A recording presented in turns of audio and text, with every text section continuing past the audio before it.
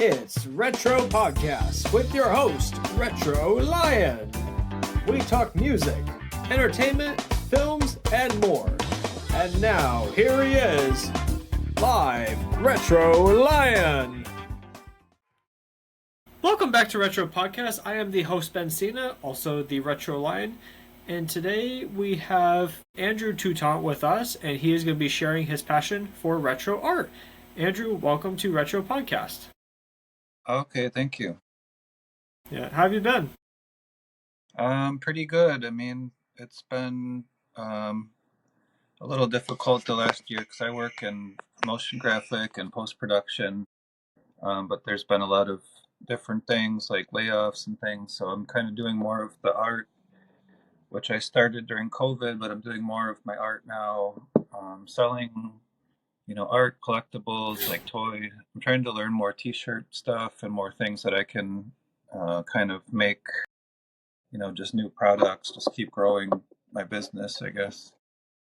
But yeah, that's just, it's a little frustrating, but like being an artist, you have to be creative and be able to adapt to, the changing world, the changing economy. So, you know, just doing something I enjoy, but that people at least respond to and like to also, buy some things to keep it going. So that's good. And so for these retro products that you create, you do t-shirts and toy collectibles. Can you explain, like, is there like a specific theme that you enjoy? Like, are these fan-made or are these existing? Um, well, I mean, a lot of it started like with the Spaceball stuff because there never was official toys or products for that movie. So I did like Pizza the Hut and I did a Barf and then Dark Helmet. Just started doing some of those characters. And then like a Liquid Schwartz and Perry Arcane, like stuff from the movie. Just seeing stuff on Etsy, seeing what other people are doing, but trying to make something different and use my art skills. Because I did do sculpture a lot when I was younger. But yeah, just you know, doing that stuff, and then some of it made by scratch. But I also did some mold making in college. Did some of them like from existing action figures or things, and then like making a new whatever face or building on top of that. But then also things from scratch and making molds. But just learning, you know, it's a lot more labor intensive to make things by like with molds and everything.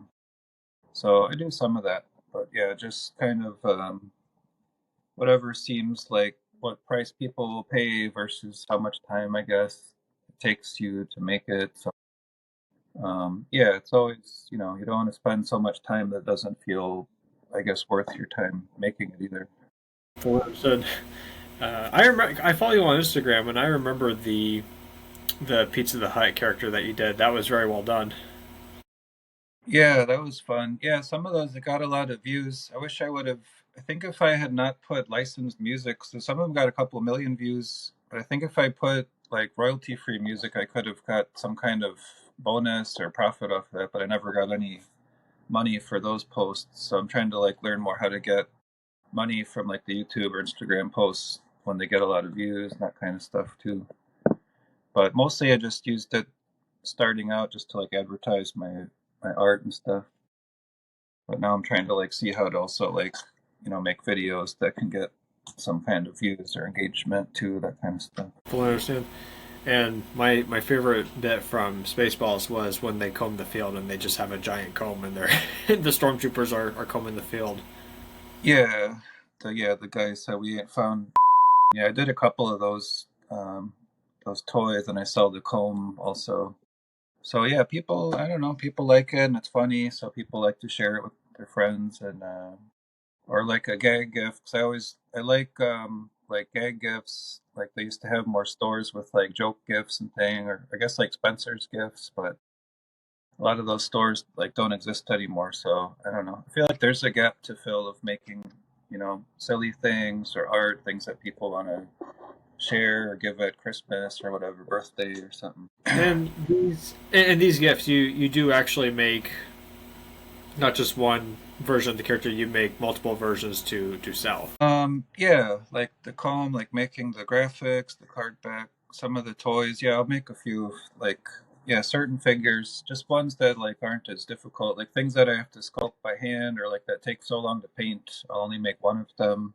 Because some people I'll see, yeah, because it's also art. So if you're making art, you should only make one or a limited amount to give it value. Because if you have too many of something, then people might think it should be cheaper, or they don't see a value if you have a bunch of them. So it's like learning, yeah, making some limited or only one of one certain things you make. Because some people still think, oh, why does it cost $100, $200? I'm like, because it's a piece of art. It's not like a toy. You can't get it at Target. So like, some people still don't always understand. But there's a pretty big, actually, community, like a bootleg toy.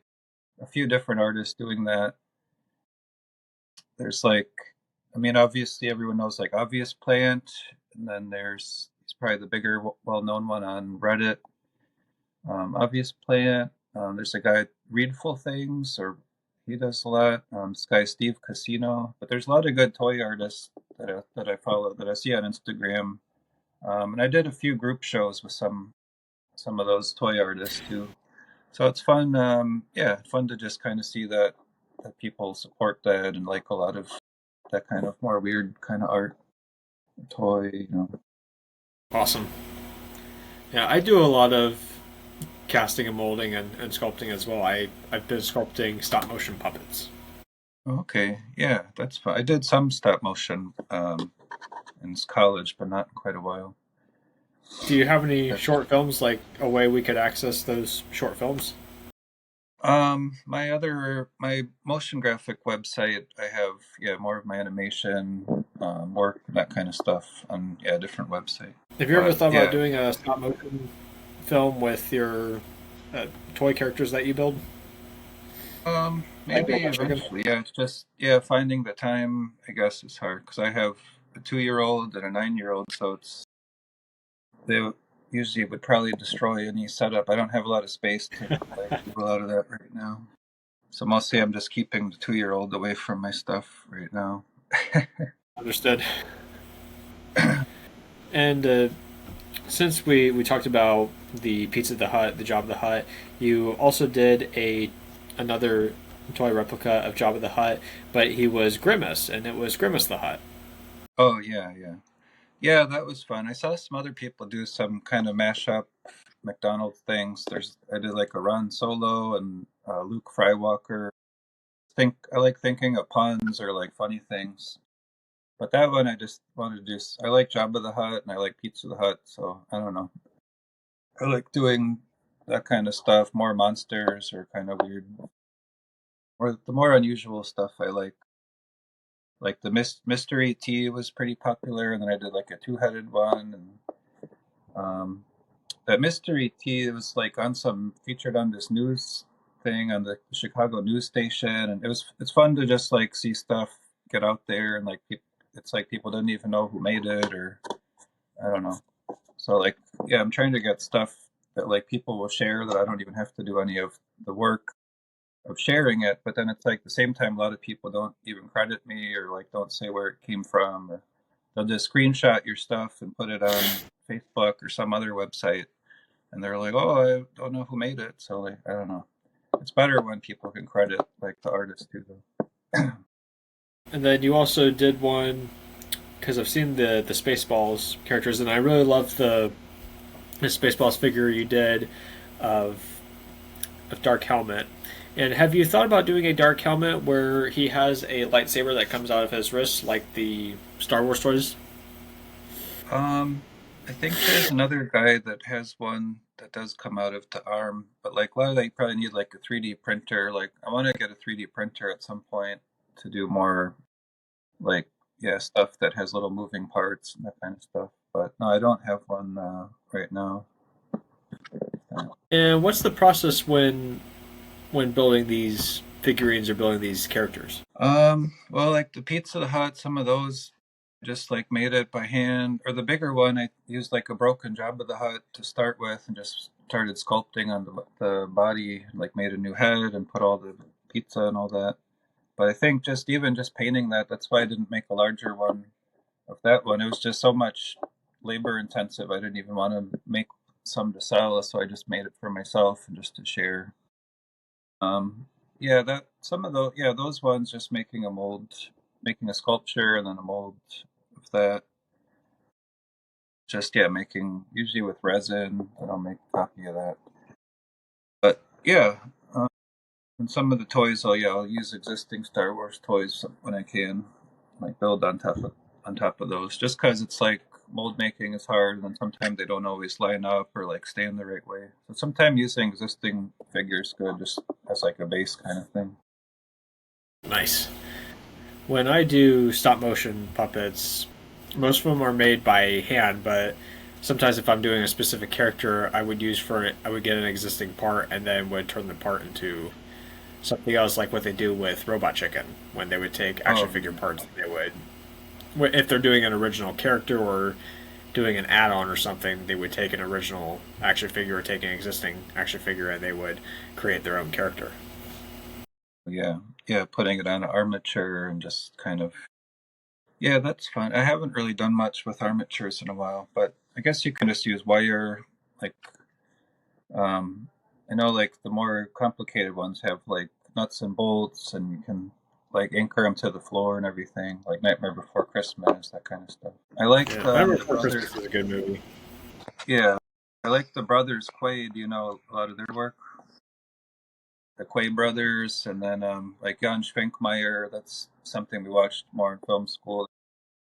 Those are pretty fun, more surreal kind of short films. And what is the best advice you would pass on to folks that want to go into sculpting and making? Making art. I mean, it's just doing it. Like even the mold making, I did some in school, but a lot of the beginning of making them, I kind of messed some up or made mistakes. But it's like I just tell my daughter too. It's like that's the only way you can learn something is making mistakes and messing it up until you don't, and then you learn how to do it the right way. So a lot of it's just not worrying about just trying it and seeing what works. Just a lot of trial and error. Just finding, just doing your art and just whatever style you like. Just yeah, try to be different and do something that people will talk about. But do something you like too. 'Cause it's once you start making stuff that you don't even want to do. Like people will ask commissions or something, but if I never heard of some anime character or whatever, I'm like, I don't want to make something I don't really care about or myself. You know, because like kind of mostly the stuff I do is just for myself, like stuff that I would enjoy or like to make too. And have you ever thought about doing parody characters of the monster serial characters like Frankenberry, Count Chocula, and Booberry? Have you thought about doing parodies of those guys? Um, Not really sure what I want to do next. I'd like to do some larger things and then t-shirts. I like a lot of like monster like busts. Like I think I'd like to do a bigger like a bust or something. And then probably want to start doing shirts and some other just things that I can kind of more make more of one of them without it being too complicated. Excellent. And we are coming down to the end of the interview, and we have two famous questions. Uh, since it's a retro show, is there a favorite retro product you enjoyed having when you were a kid or something you wish you had? I liked, well, I always liked the My Pet Monster, but I never actually had it. Like, I made a sculpture of it, but my cousin had one, and I always wanted one myself, but I think my parents didn't buy it because it costed, I guess, a lot more than the other toys at that time, like the My Pet Monster with the chains and everything. Stuff I had, I mean, like, I had like He-Man, like Terror Claws, Skeletor, and those. I think I always gravitated more. I like the monster ones more than like He-Man or the human characters seem kind of boring in comparison to like like the lobster, the clawful guy, or like the more unusual like the two-headed the monster characters or Skeletor. So I don't know that kind of stuff. And then Mad Balls I liked a lot. There's just a lot of those kind of monster kind of toys around that time, like I think the mid to late '80s, where you don't see as much of that now. Everything is too sanitized, like all the kid shows. It's like even the troll movie is too cutesy. Like the trolls were ugly, the old troll dolls. So I think I like just that kind of '80s more ugly monster toy kind of aesthetic, I think. Just because everything seems too safe and kind of sanitized, like toys and art, a lot of it now.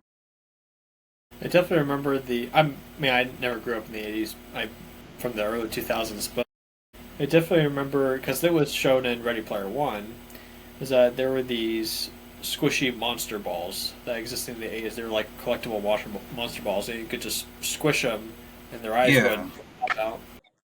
Okay. That might be similar to Mad Balls, but I'm not. Yeah, I'm not sure. There's a few But things like that. but speaking of retro products, I do have a product from the 70s, Mr. Spock. Okay. Yeah. And for the last question, my mother wants to know, is there a card game or board game you and your family enjoy the most? Um, Card game, not really. I play. My daughter will do Scrabble sometimes and Jenga, but yeah, no, not as much right now.